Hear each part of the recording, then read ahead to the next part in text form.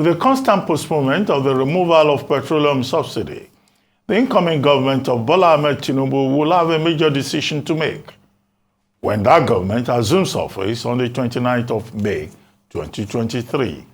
Nigeria's Minister of Finance, Budget and National Planning, Zainab Ahmed, has said that the government did not suspend plans to remove fuel subsidies, but has rather expanded the Subsidy Removal Committee to include teams from the incoming administration and the state governors. Reacting to the harsh reality of sustaining petrol subsidy, the Edo State Governor, Mr. Godwin Obaseki, has said that the federal government may not be able to pay workers' salaries beyond June 2023 without resorting to massively printing money or removing fuel subsidy. Obaseki disclosed this while delivering his address during the 2023 May Day celebration at the Samuel Ogbemudia Stadium in Benin City. The question now is, can the new administration, about to be inaugurated on May 29, cope? How does it remove subsidy without increasing workers' salaries to absorb the shock? And what will be the effect of removing fuel subsidy on the masses? Joining us now on the Morning Show to discuss this is Paul Alaje, a Nigerian economist. Paul Alaje, welcome to the Morning Show. Good morning. Yeah, good morning. Good morning. Thank you so very much for having me, Doctor. Okay, Paul Alaje, what's your take? What do you make of all this back and forth? We will remove fuel subsidy by May 29. The budget, the Appropriation Act does not allow for extension beyond May 29. The PIA gives a window of 18 months, and then all of a sudden, the same Buhari government comes around and says, oh, we just suddenly remembered that there is an incoming government and that there are state governors who should also have input at the last National Economic Council meeting that was held. What do we make of all of this back and forth from the perspective of policy formulation and policy articulation?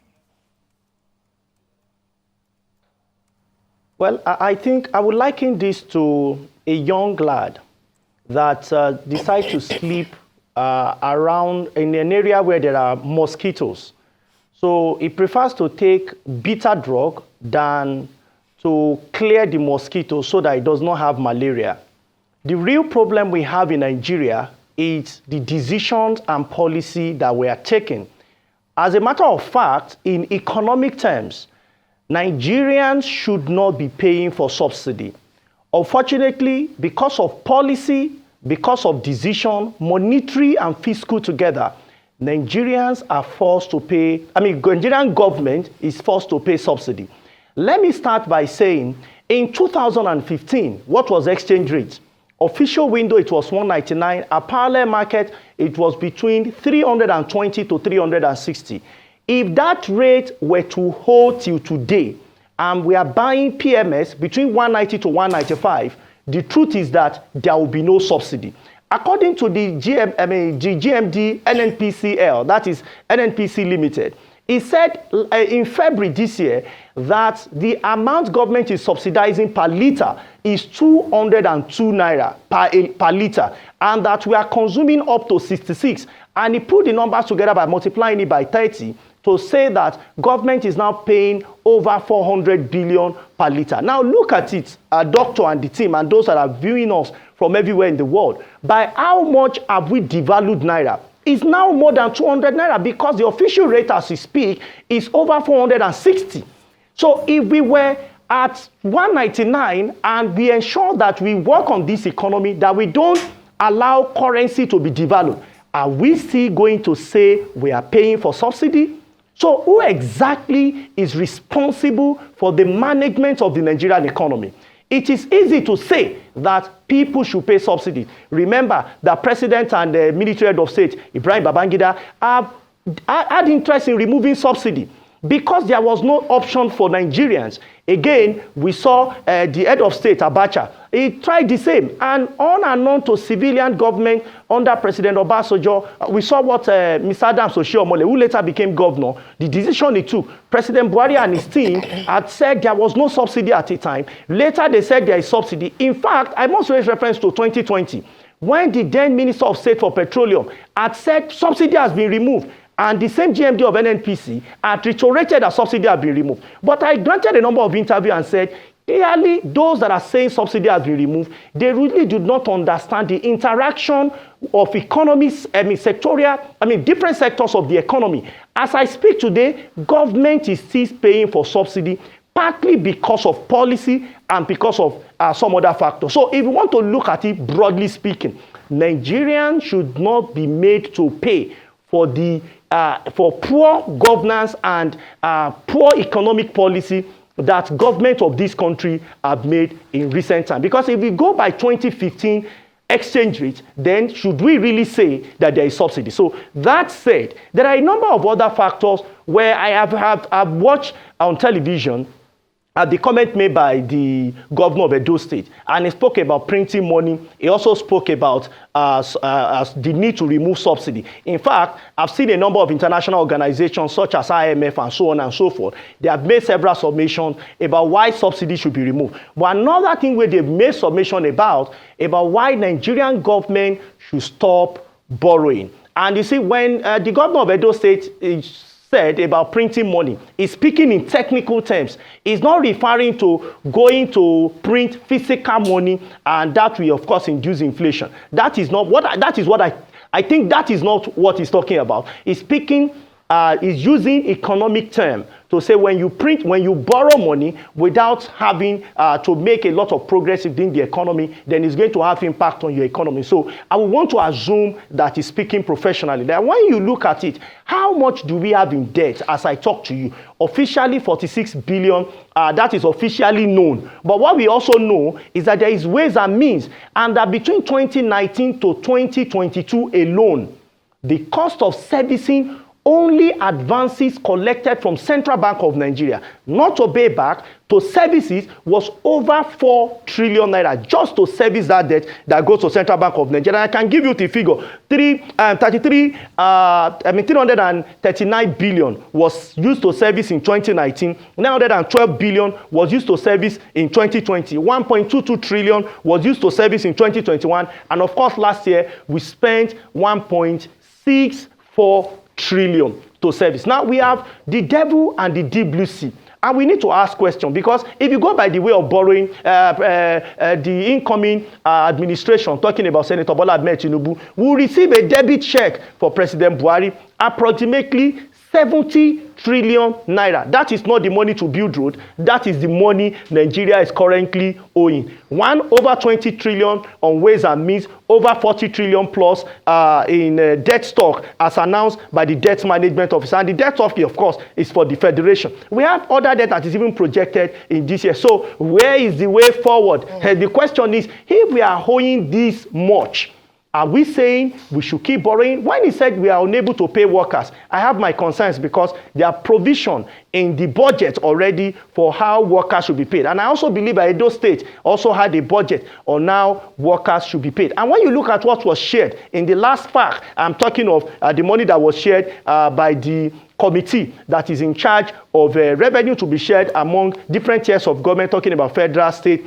The last month that was shared, the revenue that was shared was over 700 billion naira. That was what is shared. Unfortunately, government did not prepare for rainy day, as what we have in our SS crude account is less than $500,000. What we have in the account today, that is what government should have fallen back into. Unfortunately, there is not so much provision for that. So the question is, we need to decide, should Nigeria pay for failure of policy, or should government take the right policy? I'm not saying subsidy should not be removed, but if there is time on this show, I will tell what the president-elect must do before subsidy is removed. If not, it will be like President Buhari said. Once he gets to office, he will remove subsidy. Till today, he has decided he was kicking the can down the road. President Tinubu's administration must therefore realize that for subsidy to be removed, there are 3 critical steps that it must take before the announcement of complete subsidy removal in the Nigeria or downstream sector. All right, Mr. Alaje, thank you for that, for setting the tone for the conversation, the foundation you've made in terms of responding to that question. You have said a lot, and I think I'll just ask you to proceed with telling us, because this government has said it, they're not going to remove subsidy. They are passing it on to the new administration. And what they're saying is that one of the reasons for not going ahead with their plans to remove subsidy is because there are certain provisions that have to be made for this to happen and to ensure that an average Nigerian does not suffer. Also, the involvement of subnationals in terms of governors and other stakeholders in this plan.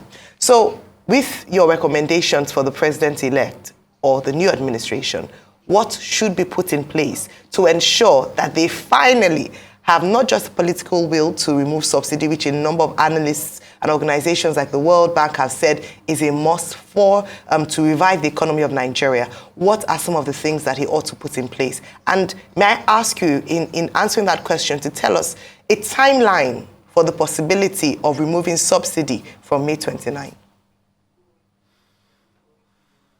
Well, subsidy should have been removed by 2013. We had another opportunity to remove it in 2016, but because government have not done these things, that is why subsidy has not been removed. I'll come back to the issue of World Bank and IMF because in 2016, I remember Christine Lagarde was in Nigeria, and I think sometime around 2016 told Nigerian government that the economy was in a good situation. We made a publication around that time that this economy that year, Nigeria economy, will not escape a recession because even though Christine Lagarde made some submission and representing the IMF as at that time, the truth is that Nigeria went into a recession. It is important for us to understand the comprehensiveness of our economy and understand our challenges and do the needful. Back to the question of what government must do. The first thing Nigerian government must do is to make the refineries work.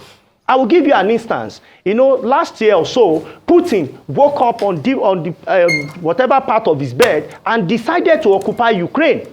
Because of that singular decision, the price of diesel, which have been fully deregulated in Nigeria, jumped from 305 to 930. Because of that decision, somebody occupying another country. What therefore is the solution? So that when subsidy is removed, Nigerians that are paying 350, 360 per litre of petrol will not suddenly be made to pay 800 for committing no sin, for committing no error. Our local refineries must work.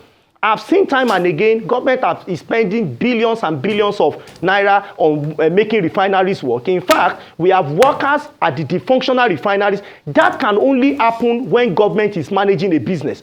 I have recommended, and that of an organization, that we should allow private sector to manage these refineries. We also have a private refinery. Government said, oh, they are relying on that private refinery so that it will work. The danger of, even though I support the private refinery coming on board, I need to quickly underscore that. I support us to have a private refinery working. But the danger of having one single refinery for a country is that we are leaving the destiny of over 222 million users on that company, which means the board of directors of that company will decide the fate of everybody in Nigeria and all other persons that may be. So I don't think that would be wise. What I think would be wise is that we have refinery in Port Harcourt, we have in Warri, we have in Kaduna. Those refineries must wait to work, even if they are not providing total supply of what we consume locally. And I also think that this 66 million is practically impossible. Compared to the number of cars that we have available, based on available data, it's practically impossible for us to consume up to 666 million liters per day. And you see, it is because governments have not done what government should do. It is not an ordinary Nigeria that we audit what is consumed. It is the responsibility of government to ensure we know what we consume per day. So that said, when you have local refineries work and you have private refineries side by side, that's when we can be talking about something. But that is not the only thing. One of the things we will witness as soon as subsidy is removed is food inflation. As I talk to you, inflation in Nigeria is over 22%. The projection of Central Bank of Nigeria for inflation is between 6 to 9%. By all means, inflation must be single digits. The inflation figure has since doubled and more than double of what Central Bank projected to about 22% and more. Not my figures, it's the federal government agency that published that, which is called the National Bureau of Statistics. Now, National Bureau of Statistics is saying inflation is increasing. If you remove subsidy, what do you think will happen to food inflation? Knowing that as we speak, the price of diesel is about 750. Today's price is 750 naira per liter, compared to somebody who is using PMS to move goods to move goods to the public, to move food outputs to the public in their villages, in towns, and in cities. What should we therefore do? The Nigerian Railway Corporation has both the standard gauge and the narrow gauge. The narrow gauge is actually closer and is longer to many communities where food are produced. Our suggestion is that government should extend part of those the narrow gauge lines into different communities where food is produced, so that we can have aggregator that can move this food without so much additional cost. It may even come at a reduction to the public, either in their villages, in their towns, or maybe in cities. And I think that is the right thing to do. The last thing is in 2012, Nigerians were welcomed to a new year under President Jonathan with the announcement of subsidy. And I believe that may be one of the reasons why President Jonathan might have lost some votes in 2015 election, because of that announcement. That's just my personal opinion. Now, what happened?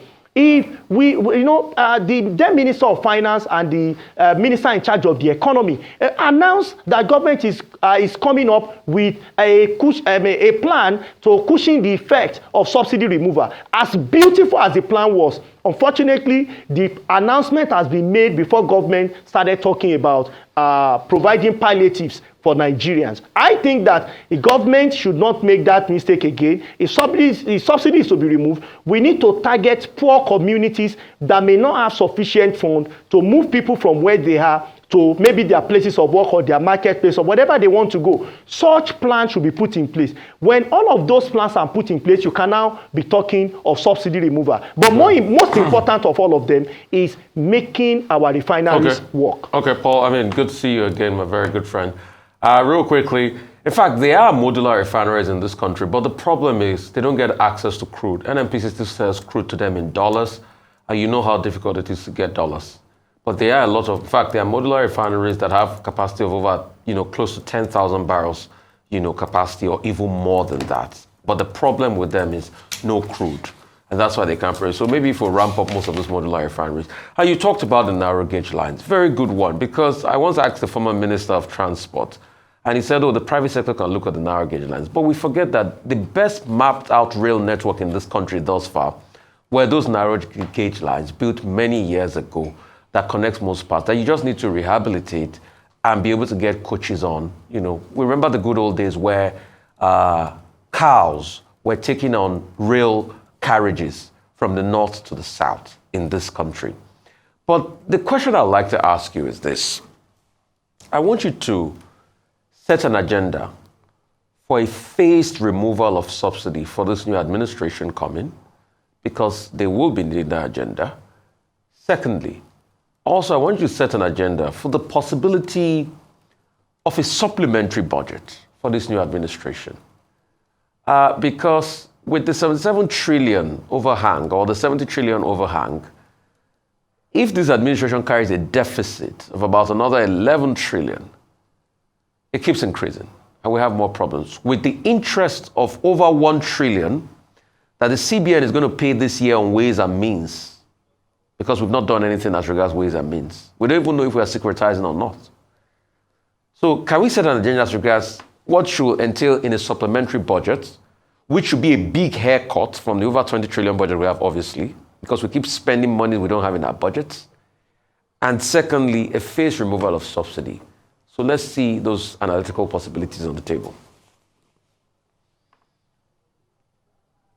First of all, the service of ways and means this year may be as high as 3 trillion naira. Unfortunately, this is because for ways and means, it is 3 plus NPR. As I talk to you, NPR is perhaps the highest in history.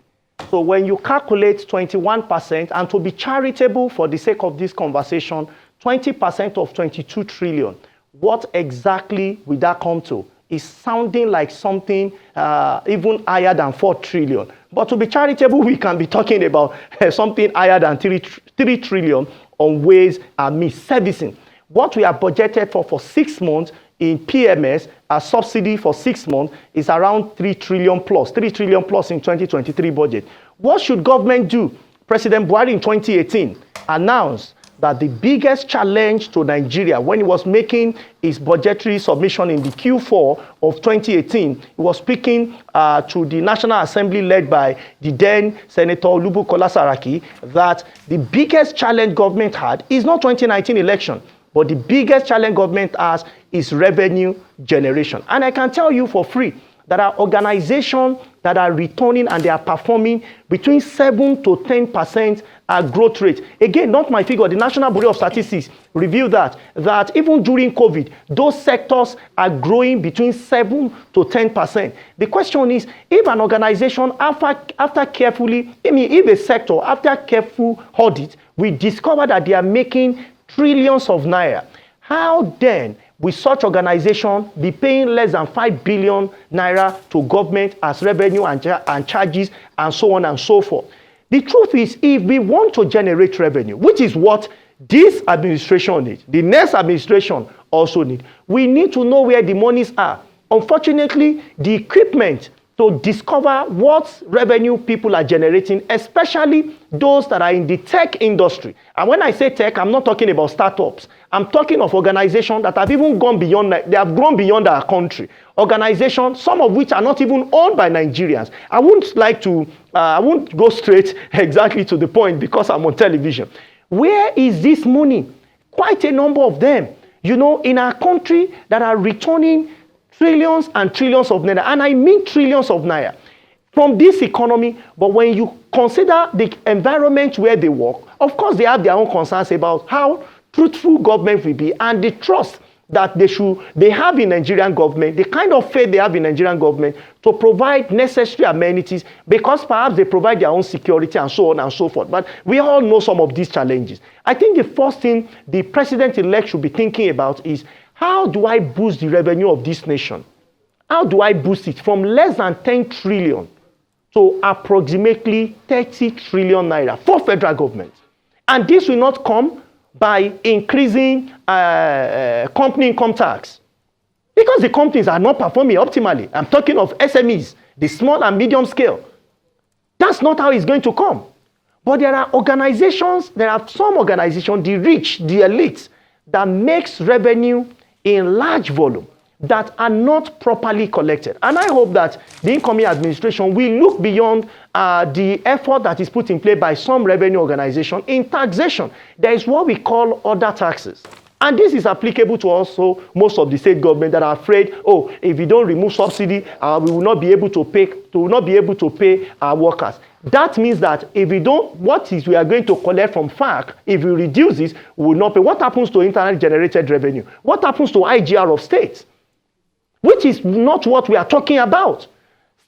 No state sits on less than, potentially 10 billion naira. But we don't have the capacity to collect such money.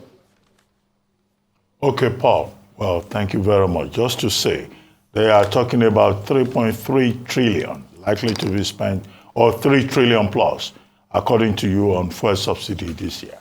Well, that was a figure quoted for the last 7 months of, that was a figure quoted for the last 7 months of 2022.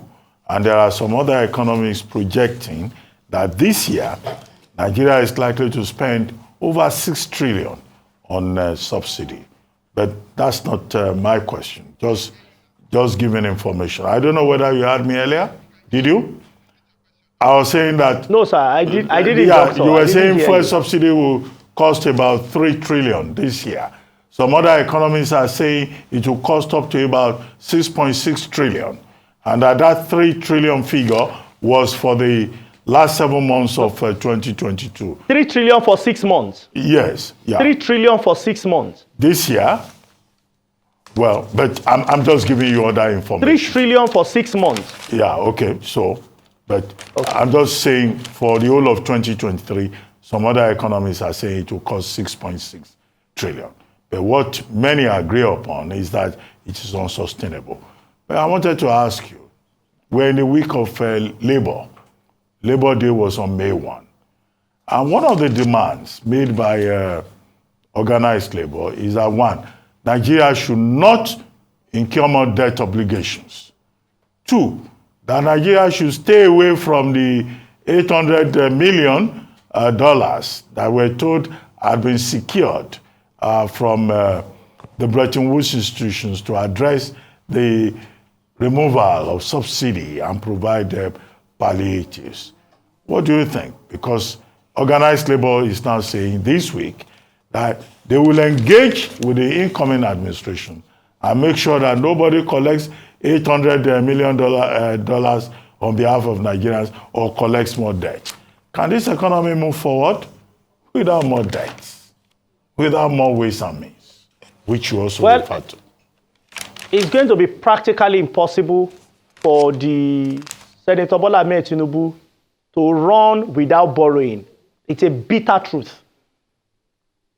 It's going to be practically impossible, except and unless there are other things the government wants to do. So for subsidy, I also don't think that the administration will come and abruptly remove subsidy. What I think will happen is that government will perhaps negotiate with labor and review the rate that is officially charged to reduce what government is paying to something below 100 naira or about 100 naira, increase it slightly, maybe to about 250. That's what I think government will do, the incoming government will do. Because to abruptly remove it is going to cause a lot of distortion. Please, we need to be careful. When we said, some economists said subsidy should be removed. Some economists have also said that Nigeria needs to devalue naira. They devalued naira just February 2021. The implication of that devaluation was that 1 trillion naira was added to our debt profile. So when people speak, we need to know how holistic is their statement. I am never in support of subsidy. I want subsidy to be removed, but in removing subsidy don't cause a bigger challenge. Ask manufacturers today regarding the output of their product, especially those that must use diesel. A larger proportion of those that are manufacturing goods in Nigeria are using diesel. If you ask them that what is the biggest challenge they have, they will tell you unavailability of power and cost of diesel. Because when there is no power, their machine must run, they go to diesel. When you compare that with how competitive their product will be to what is sold abroad, you see that they will find it challenging. And that is why you are having factory growth today, tomorrow the factory is down. Because of cost of running the factory is too high. That is why we cannot be saying that we have privatized power sector and we don't have performance. People are made to pay for darkness. It's having tremendous impact, not just because we want to use light, to put on ACs to sleep in our home or to put on fan or to on our electric bulb, but more importantly, to ensure job is created. Doctor, if you want to know the number projected for unemployment figure at the end of this year, it's over 40%. The last figure released by the Bureau of Statistics was over 33%, not of the entire population, but of the labor force. Labor force in Nigeria is not up to 70 million. That is, you have 110 million people that are not qualified to work. Then you have another 70 million people that could work, but from that population, 33% of them are not working. Add those to 110 million people. That is why we have a lot of challenge. That is why if you drive some kind of cars in Lagos, you are going to have Agbero. If you do the same thing in Sokoto, you will see people coming to beg you for, so this is why we have the challenge. How do we create jobs? Our population, the recent number, our population as a country is even so, but let's leave that conversation. I think what the new administration must do is to ensure that there is sufficient revenue, and in this revenue, first of all, the new administration will borrow money. Whether it is announced or not, the truth is that there is no way such administration will survive in the short term without borrowing. But what they should plan for in the medium term is how to boost revenue without having so much impact on the poor Nigerians, on 133 million Nigerians, according to the UNDP figures, who are living under multidimensional poverty. So if they expand revenue, they should now plow the money directly. into building infrastructure that will ease the stress of buying petrol at high rate and also using roads that are bad enough for them to use, perhaps to go to work or to return to their homes. Paul, let's go back to that point about jobs. We had Femi Adesina, spokesperson of the president, here on this program yesterday. And one of the points he made is that, look, it's not about government creating jobs. That's the responsibility of the private sector. And what government needs to do is to just provide the enabling environment. But with regard to debt obligations, do you think that there's any possibility that Nigeria will fail to meet its debt obligations? Because the DMO, the Debt Management Office, as you say, Nigeria has no problems with debt management. But is it possible that we could slip into the same situation as Sri Lanka? Briefly. Well, the projection have been made by the IMF staff report that by 2025 or 2026, total revenue generated in Nigeria may not be enough to even service our debts. And that is from IMF staff report published last year. So if IMF is saying that total revenue will generate may not be enough to service our debt, the question is, how do we service? We have to borrow more money to service debt. The Minister of Finance, Budget and National Planning also mentioned that Q1 last year, what we generated in revenue was not perhaps enough to service our debt for that quarter. Of course, as the year progressed, we add more revenue and we're able to do the same and have more money to do other things, to spend for part of other provision for expenditure under the budget. But you see, this is the reason why we need to smell the coffee. If we are saying that we don't have challenge, we don't have challenge now. The DMO did not know that there was ways and means and has gone beyond the provision of the CBN Central Bank Act until very recently, I think late last year and early this year, that the DMO went to the National Assembly that please, we technically, even though the DMO did not say that directly, but from the statement and the publication from DMO, it's as though DMO was not part of that collection. But DMO, of course, being part of government, we have to bring that in. Talking about what the Mr. Femi Adesina said regarding debt, you see, he has answered the question by saying, provide enabling environment. If you look at our population distribution, the larger proportion of people we have, they are young people. What government seems to say these young people should do, and I've heard this from President Buhari and so many other persons in government, is that they should go farming. As I talk to you, doctor, by the end of today, we would have welcomed 60,000 children into Nigeria. 60,000 by 11:59 p.m. Yes. That is the estimate Nigeria has. Please, let us look at it. Let's look at that number for a month, look at it for a year. By 2050, this population will be about 400 million people. Which road are they going to use? Which water are they going to drink? Which schools are they going to?